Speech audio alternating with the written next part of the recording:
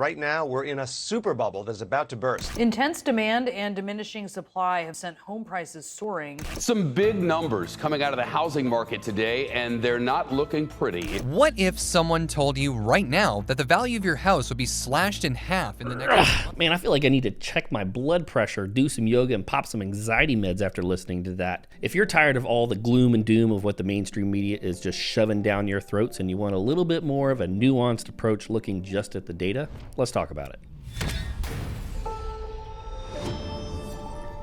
All right, so first up, I think that it's really important that we take a look at is delinquency rates, meaning how much are people like missing their payments and what proportion of the mortgages out there are people missing payments. And then what is that in reflection of like history? So we're gonna look at Black Knight's data, which is one of the largest data collection agencies out there, and look at what the forbearance and foreclosure rates have been, meaning people that are 30 and 90 days late. And again, what is that in reference to history? So the headline reads, past due mortgages fall to a third consecutive record low in May. Serious delinquencies, foreclosure starts, see continued improvement. So I'm going to go down to a couple different data points that I think are worth paying attention to here. One, total U.S. loan delinquency rate, which is loans 30 days or more past due, in May of 2022 was 2.75%. Now, month to month, this is down 1.93% and down year over year, down 41 or almost 42%. Now, this is a huge positive indicator to show that most people who were in the foreclosure status or headed towards that direction have come out of it. If we go down just a little bit further, we'll see the number of properties that are 30 days more late but not in foreclosure were about 1,461,000. Month over month, that's down 35,000, and year over year, that's down over 1 million homes. That is a huge positive indicator. You'll go down one line here. The number of properties that were 90 days or more past due but not in foreclosure is about 600,000. That's down 45,000 month over month and down again over 1 million year over year.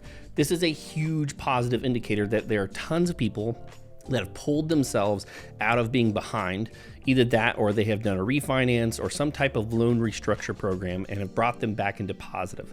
Plus, the amount of positive equity that people have had over the last 2 or 3 years is so large that those people being in danger of actually being in foreclosure is really, really low. If I look at the national delinquency rate compared to 2008 and how that came down. So you'll see 2005 and 6, it went up as high as possible, and probably 2009, 2010 at just over or just between 10 and 11%. This has slowly decreased over time, at the lowest being about 2019, 2020. You can see when COVID hit, the pandemic hit, and they said, hey, you can suspend your mortgages without any repercussions. Again, a lot of people needed that, but the federal government probably could have gotten by not telling people that they didn't have to pay their mortgages.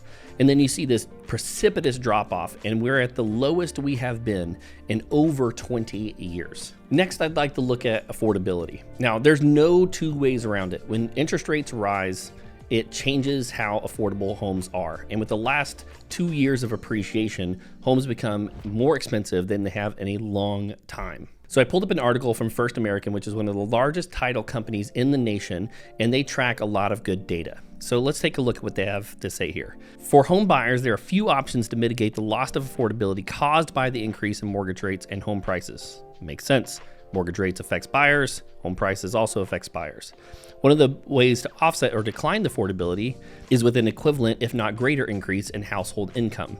That's not totally been the case here. You'll see that it's only gone up about 5% since April of 2021. So we have seen a good increase, but nothing to keep up with inflation. When I scroll down to the bottom of this article and I look at who's been the most affected by housing affordability, meaning who has seen the greatest increase in housing prices or the greatest decrease in affordability, one of the biggest encouragements I see here is that Virginia Beach is actually the lowest on this chart.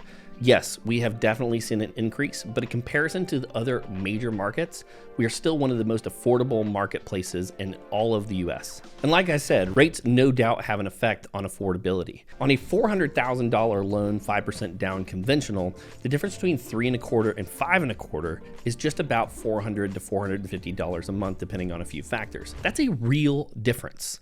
The refi market alone is down over 90%, meaning the people that were refining, well, obviously you're not going to refi from a 3% loan into a 5% loan unless you have to. And that's exactly what we're seeing. The only refis that are happening are cash out refis for people that need access to the equity in their homes. It would be absolutely no surprise to me if that the HELOC market explodes over the next few years of people trying to tap into the equity without actually having to refi and start the amortization schedule all the way over. A next major thing that we see with rates is what's called the rate lock problem. Now, if you are at that $400,000 house and you're looking at improving or going to a nicer neighborhood or a bigger home, you're totally reconsidering that altogether.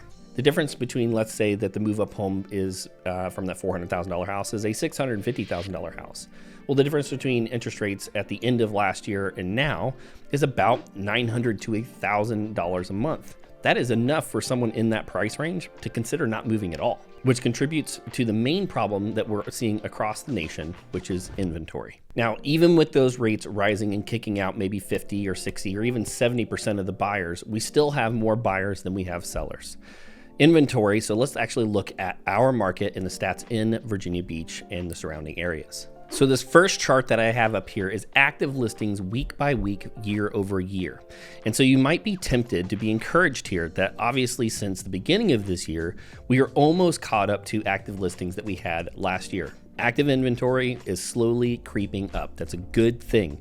But in context of history, going back all the way to 2004, what does this actually look like? So if I go to active inventory in comparison, you can see that that little increase, again, from the beginning of the year is an improvement. But even in comparison of last year, it's nowhere near where it needs to be in a balanced market. And remember that a balanced market, the best indicator to understand this is months of supply.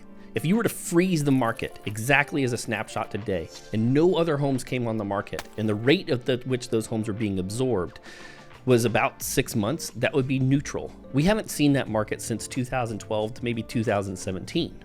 Even with inventory on the rise, which is again a good thing, we are still in one of the strongest sellers market that we have ever had in the last 30 years. Now, is it what it was 6 months to 12 months ago? No, nowhere close.